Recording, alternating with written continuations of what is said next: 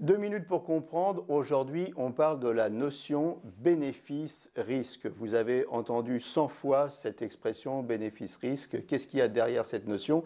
Eh bien, c'est la question qu'on va poser à Béatrice Clairaz.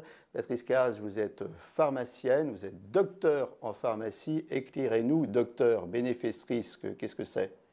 Alors effectivement, comme vous l'avez dit, avec la polémique sur les vaccins, on a beaucoup entendu ce terme bénéfice-risque, juste pour rappeler qu'un finalement un vaccin, c'est un médicament et que comme tous les médicaments, eh bien, il va falloir évaluer si, lorsqu'on prend ce médicament, on a plus de bénéfices à le prendre ou plus de risques. Alors comment ça se passe? Un médicament, avant qu'il soit autorisé sur le marché, il va subir plusieurs essais qu'on appelle les essais cliniques, plusieurs phases. La première phase sur un petit nombre de volontaires sains pour étudier comment le produit diffuse dans l'organisme.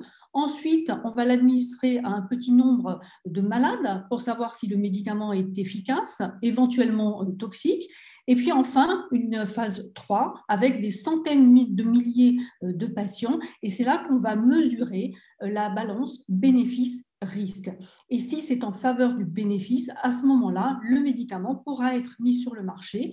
Mais ça ne s'arrête pas là. On va continuer à voir ce qui se passe dans la vraie vie. Et il faut rappeler que tout le monde, que ce soit les laboratoires, les professionnels de santé, mais également les patients, doivent déclarer les effets indésirables graves de ces médicaments pour suivre tout au long de la vie et dans la vie réelle. C'est ce qu'on appelle la pharmacovigilance après dans la vraie vie, c'est ça?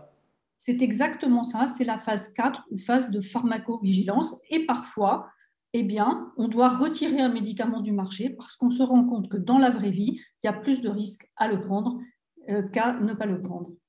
Voilà, en tout cas, merci de nous avoir expliqué et rassuré sur la notion de bénéfice-risque et sur la sécurité des médicaments.